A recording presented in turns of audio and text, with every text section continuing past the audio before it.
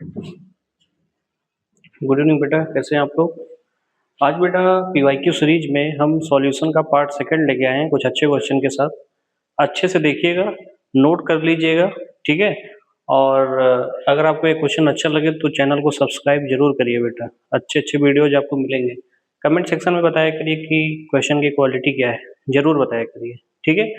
तो चलिए सॉल्यूशन का पार्ट सेकंड का जो पहला क्वेश्चन है उसको देख लेते हैं ध्यान से। पहला क्वेश्चन क्या है, ध्यान से देखिएगा।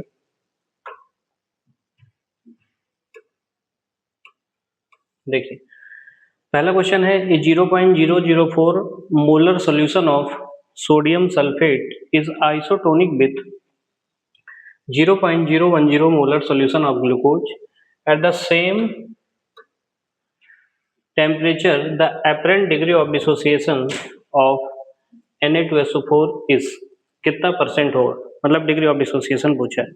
अब मुझे एक बात बताइए कि अगर आइसोटोनिक सोल्यूशन है तो उसका ऑस्मोटिक प्रेशर क्या होता है, इक्वल होता है। जिसमें दो सोल्यूशन है, दोनों सोल्यूशन को लिख लेते हैं। पहला सोल्यूशन क्या है, Na2SO4, और दूसरा सोल्यूशन क्या है बेटा, ग्लूकोज का है, ठीक है, ग्लूकोज का सोल्यूशन है। तो आप मुझे बताइए इसकी मोलरिटी कितनी दी है, 0.004, ठीक है। और इसकी मोलरिटी कितनी दी है बेटा, 0.010, ठीक है। यहाँ वन ऑफ फैक्टर आई की वैल्यू कितनी होगी, 1 होगी, समझ में आया ना। और यहाँ आई की वैल्यू कितनी होगी बेटा, अगर तुम इसको डिसोसिएट करोगे Na2SO4 को, Na2SO4 को डिसोसिएट करोगे तो क्या आएगा बेटा, बताइए फटाफट, 2Na प्लस SO4 -2, ठीक है। तो बेटा देखिए इसके लिए हम लिखेंगे I1C1, इसके लिए क्या लिखेंगे, I2C2। अगर बेटा I1C1 और I2C2 इक्वल हो जाए तो इसका मतलब ऑस्मोटिक प्रेशर उनका बराबर है, टेम्परेचर भी सेम है, तो इनका ऑस्मोटिक प्रेशर इक्वल है। ऑस्मोटिक प्रेशर इक्वल मतलब I1C1 इक्वल टू I2C2। बेटा अगर आप ध्यान से देखिए, अगर हम I2C2 निकालें, I2C2 तो इसकी वैल्यू कितनी होगी, I2 वैल्यू कितनी है बताइए फटाफट। I2 इसमें है 1 इंटू 0.010, ये कितना आ जाएगा बेटा, बताइए फटाफट, 0.010, ठीक है। अब यही किसके इक्वल है, I1C1 के। कहने का मतलब ये है कि I1C1 इक्वल टू कितना है, 0.010। अब देखिए वांट ऑफ फैक्टर्स कैसे निकलेगा, I1 इक्वल टू हम क्या लिखते हैं, 1 plus n-1 into alpha, want Hoff factor का फॉर्मूला होता है ना, इंटू C1 इक्वल टू 0.010। अब आप हमें बताइए 1 plus number of particles, total number of particles कितने, 2 और 1 3, n की value 3 -1 into alpha, degree of dissociation. Concentration कितना है C1, 0.004 इक्वल टू 0.010, ठीक है बेटा, ठीक है। तो यहाँ बताइए कितना हो जाएगा, 1 plus 3 -1 2, 1 plus 2 alpha equal to हो जाएगा 0.010 डिवाइडेड बाई 0.004, ठीक है बेटा। तो इसको पहले आप सॉल्व कर लीजिए तो कितना आ जाएगा, देखिए इधर हम सॉल्व कर देते हैं तो कितना आ जाएगा बताइए फटाफट। 1 प्लस 2 अल्फा इक्वल टू, ये आपका हो जाएगा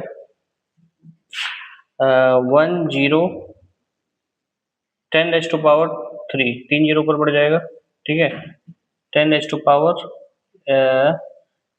था, 3 जीरो ऊपर बढ़ जाएगा, 2 1 2 3, नीचे क्या हो जाएगा 4, 3 जीरो नीचे बढ़ जाएगा, 0 0 0 0 0 कैंसिल हो जाएगा, 10/4 आ गया, ठीक है, 10/4। तो 1 प्लस 2 अल्फा इक्वल टू हो जाएगा, ठीक है, 5/2 कितना आ जाएगा, तो 1 प्लस 2 अल्फा इक्वल टू हो जाएगा 2.5, तो 2 अल्फा इक्वल टू कितना हो जाएगा बताइए फटाफट, 2.5 -1, ठीक है।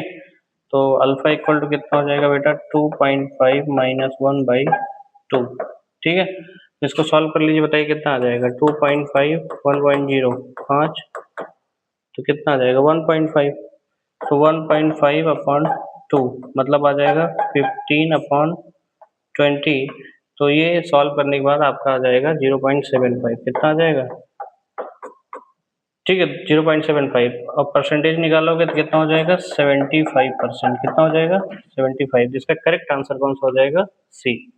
ठीक है, तो इसका करेक्ट आंसर कौन सा हो जाएगा बेटा? सी हो जाएगा। ऑस्मोटिक प्रेशर इक्वल हो जाएंगे। ठीक है, तो I1C1 equal to I2C2, I2C2 मैंने सेपरेट निकाल लिया। फिर I1C1 इक्वल टू I2C2 की वैल्यू है ये। फिर यहाँ वन ऑफ फैक्टर का फॉर्मूला 1 + n-1 इंटू अल्फा निकाल दिया। n कैसे निकलता है? Total number of particles dissociation के बाद 3 है। अरे 2 इसका, 1 इसका, 3 इसके तरीके से अल्फा हमने यहाँ से निकाल लिया। ठीक है, क्वेश्चन अच्छा था, देख सकते हो। चलिए अब सेकंड नंबर का क्वेश्चन हम लोग देखते हैं। सेकंड नंबर का क्वेश्चन,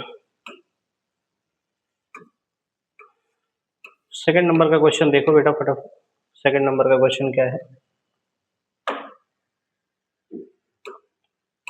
देखिए, a solution of Al2SO4 taken thrice, density इतनी दी है, contain 22% salt by weight, the molarity, normality and molarity of the solution are. सीधा सीधा है बेटा, ये मास परसेंट दिया, बाय वेट का मतलब मास परसेंट। तो बताइए मास परसेंट कितना दिया है? 22% है ना, सॉल्ट का। सॉल्ट क्या है? Aluminium sulphate. डेंसिटी कितनी दी है बेटा? 1.253 ग्राम पर ml। तो सीधा सीधा आपको पता है मोलरिटी का ये वाला फॉर्मूला आपने पढ़ा होगा, 10 into x% into density upon molecular weight of salt. ठीक है, तो आप ये मान के चलिए इसको 10 इंटू x%, मास परसेंट कितना है? 22 into density 1.253 divided by molecular weight कितना हो जाएगा एल्यूमिनियम सल्फेट का? एल्यूमिनियम सल्फेट का Al2SO4 टेकन थ्राइस, तो कितना हो जाएगा? एक एल्यूमिनियम का 27, 27 इंटू 2 कितना हो जाएगा? 54 प्लस सल्फर 3 है, एक सल्फर का 32 होता है, तो 32 इंटू 3, ठीक है, 32 इंटू 3 हो जाएगा। ऑक्सीजन का होता है 16 और 12 ऑक्सीजन है, तो 16 इंटू 12, इन सबको ऐड कर लेना, 54 प्लस 3 2 जा 6, 3 3 जा 9 और 12 6 72, 2 7, 12 के 12 और 7 19, 192।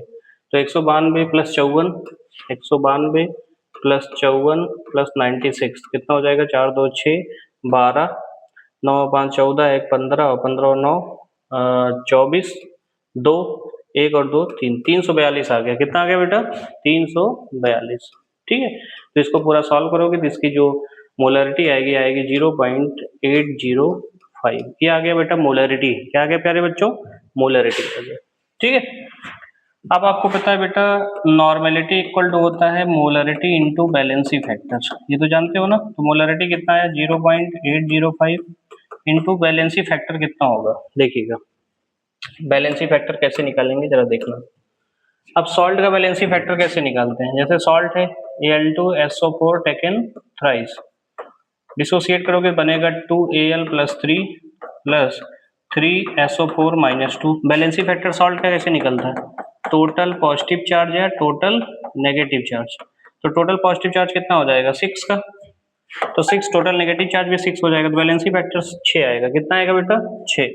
तो 6 से मल्टीप्लाई कर दीजिए, मल्टीप्लाई करोगे तो आंसर कितना आएगा? 6 5 जा 30, 6 8 जा 48, तो ये आ जाएगा आपका लगभग 4.83 नॉर्मेलिटी आ गया। तो 4.83 इसमें इसमें और मोलरिटी है, तो पहला ऑप्शन ही हो जाएगा। मोलैलिटी भी निकाल सकते हो। मोलैलिटी के लिए नीचे सॉल्वेंट का वेट रखना पड़ता है किलोग्राम में। ठीक है, बस ऐसे है। चलिए, तो ये बेटा थोड़ा इंपॉर्टेंट फॉर्मूला है, इसको याद रखिए। चलिए चलिए अब क्वेश्चन नंबर 3 देखते हैं। क्वेश्चन नंबर 3 देखिएगा। क्वेश्चन नंबर 3 क्या है बेटा, जरा ध्यान से देखिएगा। Question number 3, what is the freezing point of a solution containing 8.1 gram HBr in 100 gram water assuming the acid to be 90% ionized। मतलब एसिड कितना परसेंट आयोनाइज हो रहा है? 90%। KF इतना दिया है। ठीक है, तो आपसे क्या पूछा? What is the freezing point of a solution, मतलब TF पूछा है। ठीक है, तो देखो बेटा सबसे पहले डिप्रेशन इन फ्रीजिंग पॉइंट वाला फॉर्मूला लिखेगा, delta TF equal to I into KF into molality. I van't Hoff factor कितना होगा बताइए फटाफट। वांट ऑफ फैक्टर कितना हो जाएगा? बताइए बेटा, वांट ऑफ फैक्टर कितना होगा? तो सीधा सीधा फॉर्मूला लगाइए, I equal to 1 plus N minus 1 into alpha. तो 1 प्लस एन कितना होगा, एच बी आर को डिसोसिएट करोगे तो टोटल नंबर ऑफ पार्टिकल कितने बनेंगे? 2, H plus B R minus, तो 2 माइनस 1 इंटू अल्फा, तो 1 प्लस 1 अल्फा, तो 1 प्लस 1 इंटू अल्फा, अल्फा कितना हो जाएगा? 90% मतलब 0.90, 0.90, तो कितना आ जाएगा ये? 1.9 आ जाएगा। कितना आ जाएगा बेटा? 1.9। तो यहाँ 1.9 हो जाएगा। के एफ की वैल्यू कितनी दी है? 1.86। और मोलैलिटी निकालना है। मोलैलिटी तो निकाल ही सकते हो, ठीक है। मोलैलिटी कैसे निकालेंगे जरा ध्यान से सुनना।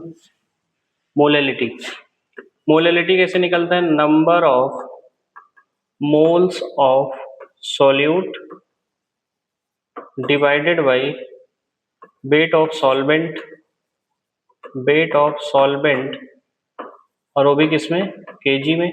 तो मोल कैसे निकलेगा बताइए बेटा? मोल कैसे निकलता है? मोल निकलता है weight of solute upon molecular weight of solute, ठीक है, divided by weight of solvent. तो सॉल्वेंट 100 ग्राम वाटर दिया, तो सॉल्वेंट 100 ग्राम, इसको आपको क्या किसमें चेंज कर लेना है? किलोग्राम में। तो 100 डिवाइडेड बाई 1000 करोगे तो कितना आ जाएगा? 0 0 कैंसिल, तो 0.1 आ जाएगा। ये हो जाएगा 0.1। तो वेट कितना दिया है बेटा? 8.1 ग्राम सोल्यूट का वेट दिया है। मॉलिक्यूलर वेट एचबीआर का निकालोगे तो कितना हो जाएगा? 81 डिवाइडेड बाई 0.1, तो ये कितना हो जाएगा? ये आ जाएगा कितना आ जाएगा बताइए फटाफट? ये हो जाएगा आपका 81 अपॉन 810 डिवाइडेड बाई 0.1, ये मतलब हो जाएगा आपका 1/2, 0.1 अपॉन 0.1, ठीक है। ठीक है, तो ये कैंसिल हो जाएगा, तो मोलैलिटी कितनी आ गई? 1। कितनी आ गई बेटा? 1। तो यहाँ से डेल्टा टी एफ आ जाएगा, ठीक है, डेल्टा टी एफ। तो आपको पता है delta T F equal to क्या होता है? T F naught minus T F. तो ठीक है, डेल्टा टी एफ यहाँ से उठा के यहाँ रख देना, ठीक है। आपको टी एफ निकालना, टी एफ नॉट कितना हो जाएगा? 0 डिग्री सेल्सियस, ठीक है। तो यहाँ से टी एफ निकाल सकते हो। समझ में आया? नहीं समझ में आया? तो आराम से कर सकते हो, और कैलकुलेट करने के बाद आप देखोगे इसका आंसर बी आएगा। कितना आएगा बेटा? बी आंसर आएगा, कुछ नहीं है, सीधा सीधा कर सकते हो। चलिए अब क्वेश्चन नंबर 4 देखते हैं। Question number 4,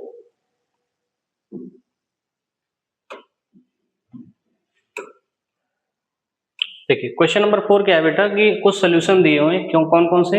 urea, common salt NaCl, sodium sulphate Na2SO4। The ratio of depression of freezing point आपसे पूछा है, ठीक है। तो आपको पता है, ध्यान से देखिएगा कि delta T F equal to क्या होता है? I into K F into M. यहाँ से delta T F is directly proportional to I, मतलब जो आई का रेशियो होगा वांट ऑफ फैक्टर का, वही किसका रेशियो होगा? डेल्टा टी एफ का। तो सबका वांट ऑफ फैक्टर निकाल लेते हैं। यूरिया का वांट ऑफ फैक्टर 1 हो जाएगा, इसका वांट ऑफ फैक्टर कितना हो जाएगा? 2 हो जाएगा। कैसे आया 2? जरा ध्यान से देखिए।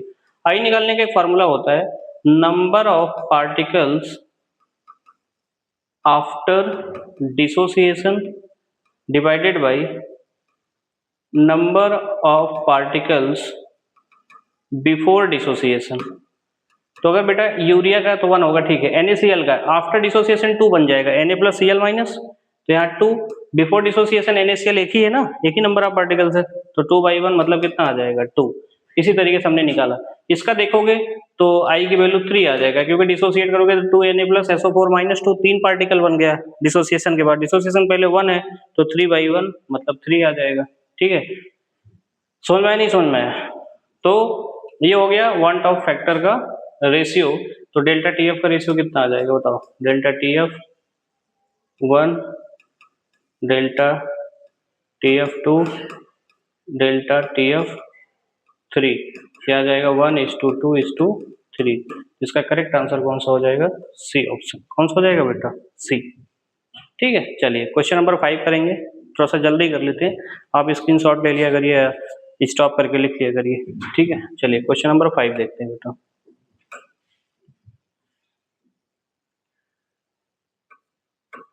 क्वेश्चन नंबर 5 क्या है देखिए। बेहतरीन क्वेश्चन है, देख लेना बेटा ध्यान से।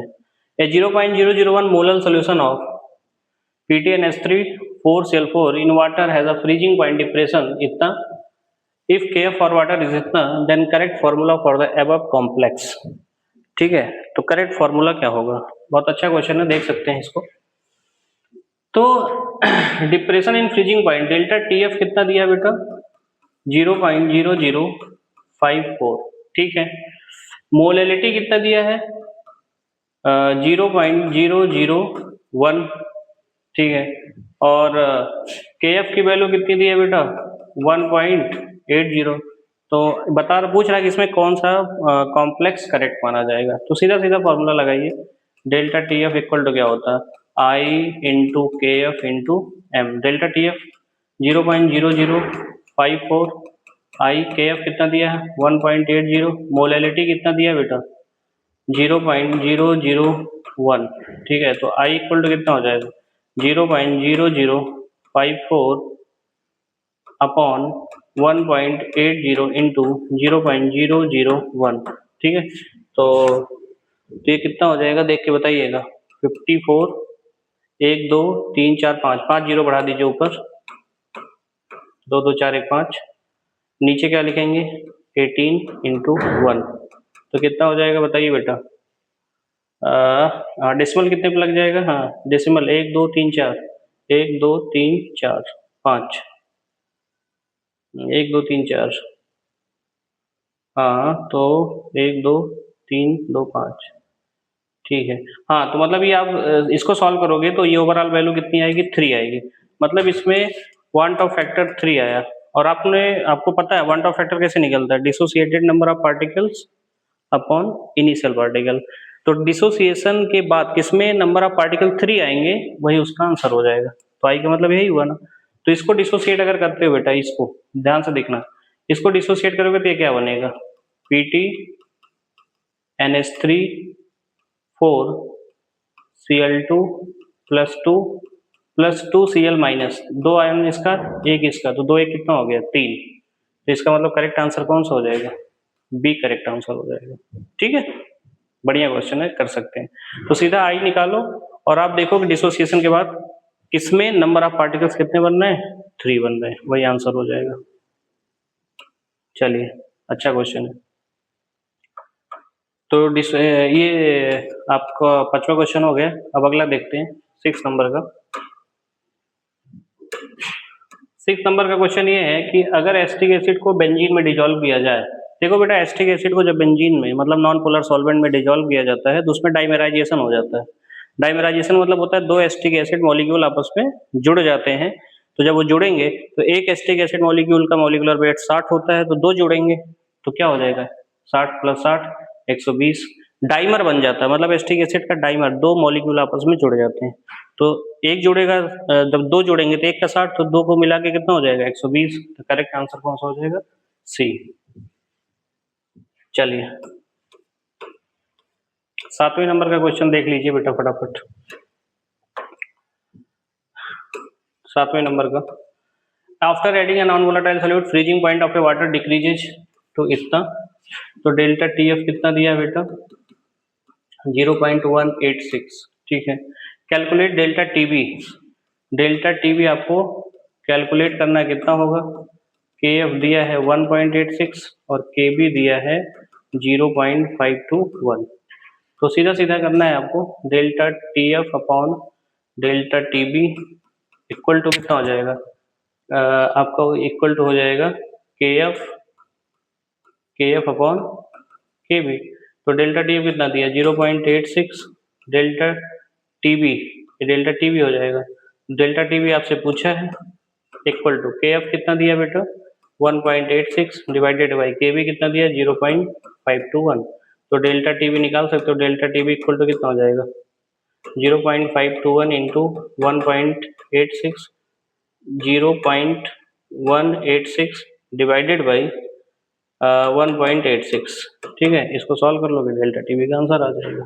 ठीक है, तो सीधा सीधा यह है। तो ये 7 क्वेश्चन बेटा मैंने आपको आज करा दिए हैं।